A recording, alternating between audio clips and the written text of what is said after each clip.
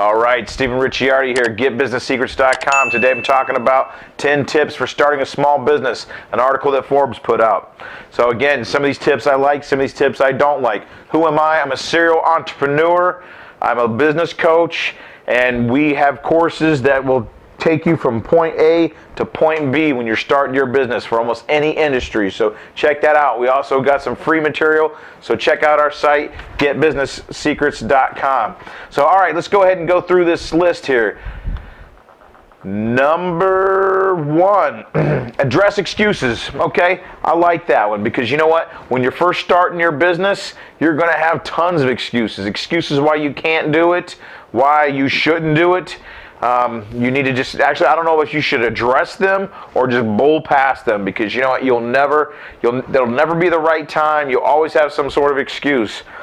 Keep in mind that excuses and procrastination are related. But you know who else is related to this, and who you think might be a positive, is perfectionism. So excuses, procrastination, and perfectionism are all related. So they're all negatives, because you know what? Procrastination is going to hold you back, and so is perfectionism. That's going to hold you back as well. Don't worry about getting it perfect. Just get it to the market. Whether it be a service you're providing or a product that you're doing, just get it out there. So again, I don't know if you should address them, however you want to call that. I say just bull past them. All right, number two, absorb everything. This one, it says, listen to what others have to say, family, friends, and experts. No, do not listen to family and friends. You can listen to experts, but do not listen to family and friends. Absolutely not. And be careful to the experts you listen to as well. First off, family and friends will constantly try to talk you out of a business. Once you're thinking about getting into it, and once you get into it, actually when you're thinking about getting into it, they might say it's okay, but once you start getting into it, they're going to tell you that's a bad idea. And some people say it's because they are envious or they don't want the best for you, and I don't really think that's the case. What I think it is they're scared for you. They might care for you, and they weren't risky enough to do this for themselves. They didn't have the guts to do it, and they're worried for you. So try not to fall into that trap of listening to them. It's easy to do because they're so close and they're so wanting to talk to you about it. But I'm telling you, it's a bad idea. Every family member I've ever had try to talk me out of all my businesses pretty much. And hey, I've done well. So don't listen to them. Now listen to this. Even experts, you got to be careful with the experts. So I bought an insurance agency years and years ago, and when I got into the agency, when I bought the agency, I didn't talk to any experts really before that. I knew what the numbers were because I was running the agency. And once I got into it and I became part of these organizations that we'd all met, all these insurance owners, and none of them had anything good to say about the industry. They were just bashing it, because what had happened is when I had bought in, and it's one of the reasons that the agency was for sale as cheap as I bought it. I got a great deal on the agency, and it was a huge shift in the industry at that point in time, or how they were paying commissions. So these people who had been in it for decades now were going broke and was not getting the income that they were used to. But for me at that point in time, I think I was 25 at the time, that was a ton of money that I was making off that thing. I was like, what are these people complaining about? And here's another problem. When you listen to experts like that who are old school, who had been in that particular industry for so long, they haven't adopted some of the new techniques and new products that are on the market for them to sell. They haven't shifted with the market. So, and that's what happened in this case. So there were a lot of other products that were available on the market that they weren't selling, that I was selling, and I was making very good money at that point in time. So, okay, enough about that one. All right. Be a solution. They're talking about when you're thinking about your business idea. So they're saying be a solution. And I hear that a lot. Most of the businesses that I have created were not so much a solution, but an alternative, whether it be somebody I did a business deal with or somebody that I worked for. I saw that I could do it better. They weren't utilizing all the aspects of the industry. Again, they didn't evolve and make the shift with the industry, so they weren't offering all the products. So I saw where they were lacking in that. They weren't servicing their clients properly. And I'm like, man, so I don't know, be a solution, okay, but it's also, if you see a fail in the market, or you see where you can make improvements up to date in industry, that's also another idea as well. And we go into that too. And as a matter of fact, in our courses, we talk about the blue ocean theory and different ideas and different ways of thinking up. And then if you have a business idea, we also talk about maybe you want to maybe 2 clicks to the left or 2 clicks to the right. And we talk about that a little bit in our courses. So, all right, keep it simple. Okay. All right, so they're saying don't complicate it too much. You can have this business idea and it gets more complicated.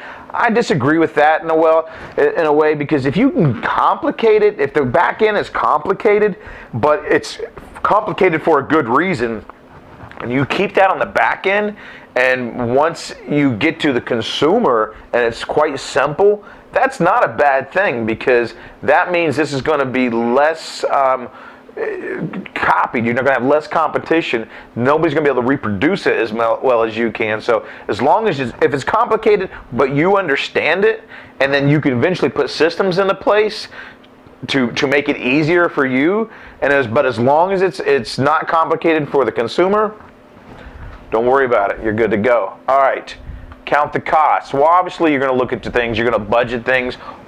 In our course, we're going to help you set up a business plan for your industry. So you're going to count the cost. Obviously it's saying, don't forget you got to pay your bills. Well, obviously you got to pay your bills too. So that's a given. So all right.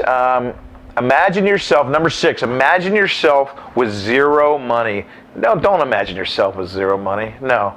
As a business coach, I want you to imagine yourself with millions of dollars and almost act like you've got millions of dollars. Walk in a room like you've got millions of dollars. Don't imagine yourself with zero money. Okay? Here's one of the things that we teach is there is no security, okay? You have no security. If you're working a 9-to-5 job, you have no security. You might think you do, but look at Enron. Boom. Maybe the company you work for is running some big scandal and you have no idea about it, and you could get raided by the feds the next day and be out of a job. They could just shut you down just like that.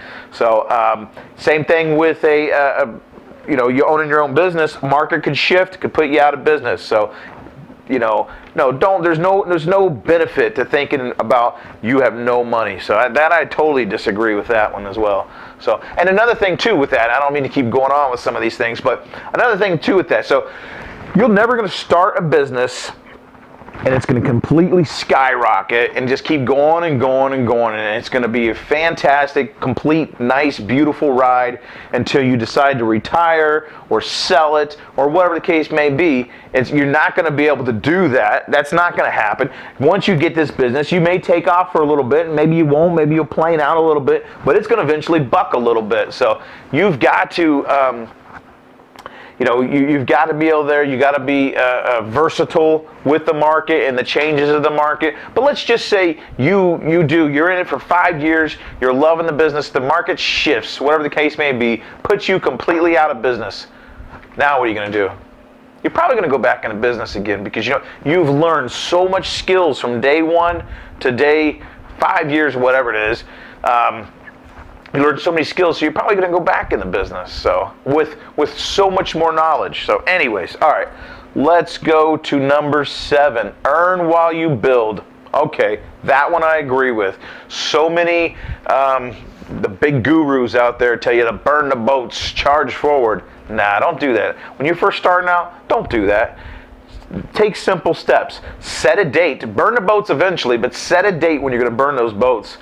Once you get to the point that you're 9 to 5, and it doesn't have to be a 9 to 5, you can work swing shift, you can be working night shift, whatever the case may be, but you know what I'm saying. This represents the traditional type job position, the 9 to 5. When you're working that 9 to 5, once that 9 to 5 starts costing you more money than the business that you're running, that's when you need to burn the boats. Once you start missing engagements and appointments and whatever the case may be, and you can't handle it no more, that's when it's time to jump ship. When you say, you know what, if I didn't work this 9 to 5 last week and I would have made way more money doing this, it's time to seriously think about it. So, and that's a great feeling. Absolutely. So, all right, let's move to speak about your business. Oh, they're right on that one. They're putting it very tamely. Speak about your business. Not only do you need to speak about your business, you need to shout about your business.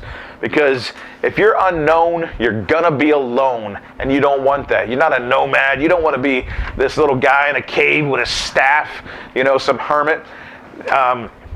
You want people around you. You want to shout about your business. Everybody should know about your business. My vehicle's got a big, loud wrap on it, and it looks good. It looks tasteful. I get people walking up to me all the time saying, hey, man, that's a good-looking wrap.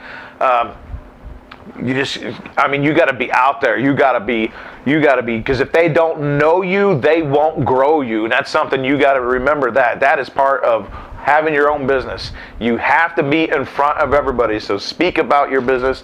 Absolutely. Look at that. I mean, everywhere I go, I've got something telling somebody, hey, I got something for you. So, okay. Number 9. Know the legal requirements for starting a small business. Okay, well, again, in our course, there's this point in time, we got a point in time where you start thinking about your name. Believe it or not, we give you ways to create a name for your business and the importance of certain ways to word your name, believe it or not, and how to make sure that your name's not taken. So we talk about all that in our course as well. But there's a point in time where you've got to stop and check for occupational licenses, requirements, zoning, all that great stuff. So that's in the course as well. But obviously, you're going to have to check for. You're not going to say, you know what, I'm going to open up a surgical center and not know anything about medical and not be a doctor or have a doctor on the staff. So that's not realistic. Obviously, if that's the case, is that what you're thinking? Go ahead and just shut us off and move on. No, don't shut it off. You can listen to us more. So all right, number 10. Last but not least, balance passion with wisdom. Okay. That one, I see where they're going. They're trying to protect you. They're being like your mom or your brother or your friend or whatever. What they're saying here is, don't let your passion flood your knowledge, your wisdom. So don't be so passionate about something that you're not making smart decisions. But what I say to that is it's your passion that's going to get you through bad times, okay? You may be in a business that you believe in and you know it's going to work, and I have been there. I have been to the brink due to shifts and whatever the case may be. Now, all numbers on the paper says I should bail. I should have bailed, but I knew it was a good thing. And at that point in time, there's adjustments you need to make, and perhaps you need to start marketing in a different direction. But I say stick with your passion. Stick with your passion. Now, there are times when you need to bail or whatever the case may be, or, your wisdom. But, they're intertwined, your wisdom and your passion. So, anyways, that's it. That's 10 tips from Forbes. Again, some of them I like, some of them I did not like. I'm Stephen Ricciardi with GetBusinessSecrets.com. We have courses for any industry that you're in to help you think about the business. Think about a business name. We've got every actionable step from point A to point B to get you going on your business trip, or on your journey, should I say, of entrepreneurship. So check it out. We've got some free resources on our site. So thanks for listening, and we'll see you next time.